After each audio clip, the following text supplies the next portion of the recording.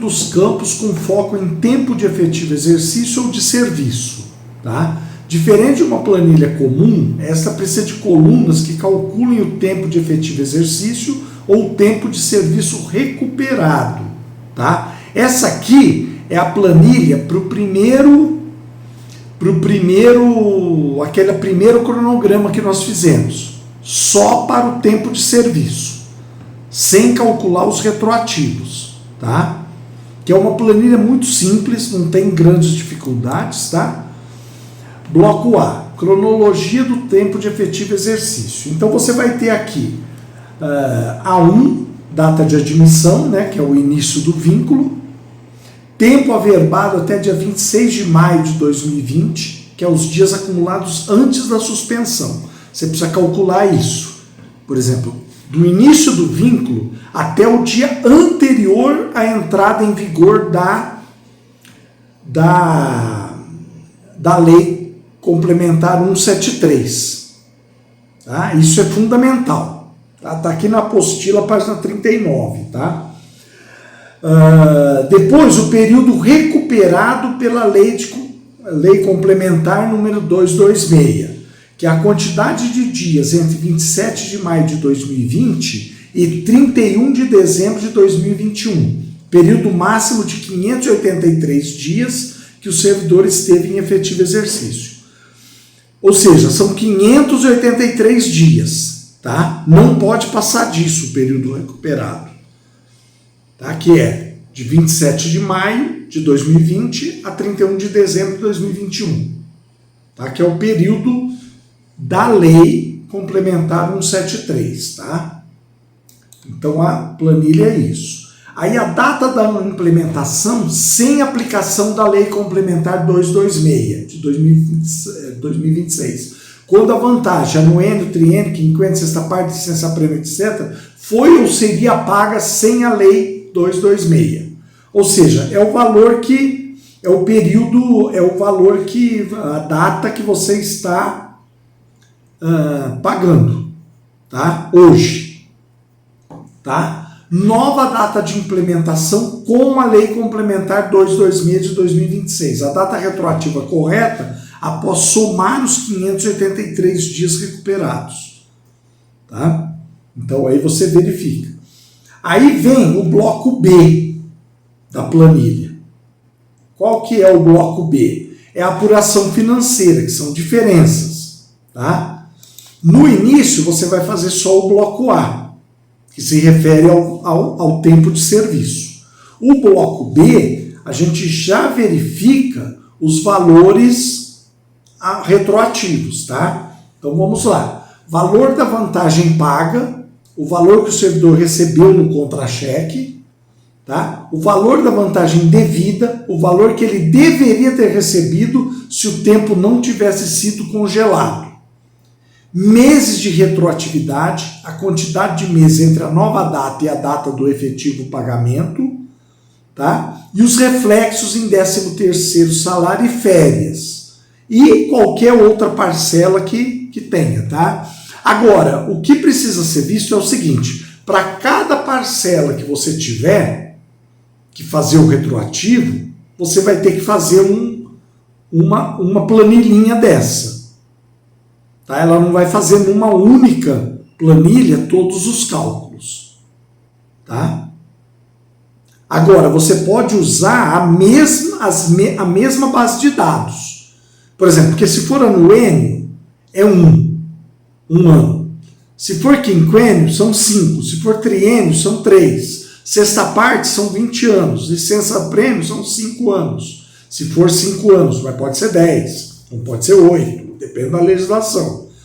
Tá? E depois você tem o reflexo. Por exemplo, se o servidor teve hora extra, se o servidor teve alguma coisa, vai acabar tendo reflexo nessas demais parcelas. Então você também vai ter que calcular isso. E dificilmente você vai conseguir fazer esse cálculo direto. É lógico, nada impede de você ter colunas ali de cálculos. Tá? Você pode colocar várias colunas. Apesar de que aí vai ficar uma planilha que muitas vezes é meio difícil da gente entender. Você já deve ter pego planilha Excel cheia de coluna, não pegou? E cada coluna diz uma coisa diferente. Isso daí às vezes confunde, tá? Mas não há impedimento de fazer, tá? Basta você saber as células corretas para fazer o cálculo. Não há problema nenhum, tá? Cálculo proporcional sobre a diferença de tempo, tá? E aí a simulação da planilha de diferenças retroativas. Você pega janeiro de 2026 e vai fazendo cálculos sucessivos até a data em que o servidor teria direito ao benefício. Tá? Então você pega aqui o vencimento base, o adicional pago, o adicional devido e a diferença mensal. Tá? Por que o adicional pago aqui está zero? Porque você não pagou nenhum adicional daquela época. Naquela época ele estava suspenso. Tá? E aí o cálculo deve retroagir até a data em que o servidor teria direito ao benefício, respeitada a prescrição quinquenal e a vigência da Lei Complementar 226. Tá? Aí eu fiz aqui também uma memória de cálculo. Tá? A fórmula da recuperação de data pode ser apresentada assim, onde 583 é o total de dias congelados entre 27 de maio de 2020 e 31 de dezembro de 2021. Tá? Se o servidor foi admitido após 27 de maio, ele recupera apenas o saldo de dias entre a sua admissão e o dia 31 de dezembro. Isso vale também para aquele servidor que estiver afastado ou em algum tipo de licença que não conta o tempo. Tá? Só que aí a lei complementar ela não resolve isso. Tá? Porque a lei complementar só resolve tempo no qual o servidor, o tempo foi suspenso pela lei 173. Se o tempo dele estava suspenso porque ele estava fora do cargo, por causa de alguma outra coisa, eu não posso recuperar esse tempo. Tá? Porque aí por isso que eu te falei que é muito importante verificar na folha de pagamento e no prontuário do servidor como que está a situação funcional dele naquele período, nesses 583 dias. Tá? É muito importante isso, não dá para ser diferente, tá? E aí, reflexos em cascata, tá? Ao antecipar a data de um quinquênio, a planilha deve calcular automaticamente a diferença de adicional por tempo de serviço sobre o salário, o reflexo no 13º à razão de 1,12 por mês de diferença, tá? E o reflexo no pagamento do terço constitucional de férias. Por que no terço? Porque provavelmente as férias foram pagas certinho. A não ser que o servidor tenha tido hora extra. Tá? E gere impacto na hora do cálculo da hora extra.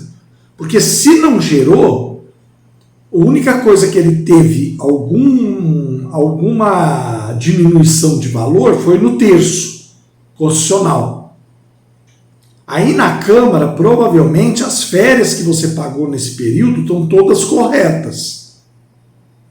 Porque você falou que não tem hora extra. Tá? Então elas vão estar corretas. Agora, o terço constitucional não. Porque, por exemplo, na hora que você mudou a remuneração, o cálculo da remuneração, você mudou o valor do terço.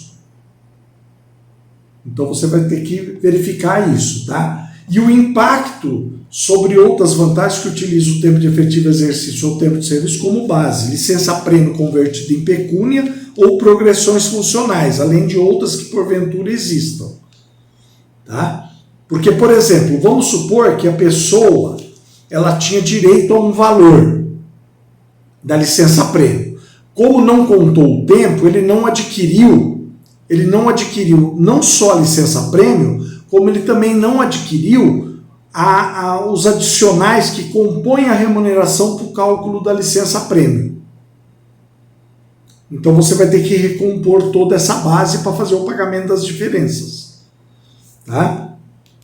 Aqui eu coloquei aqui uma atenção. A Lei Complementar 226 não concede um reajuste, correção ou aumento na remuneração. Tá?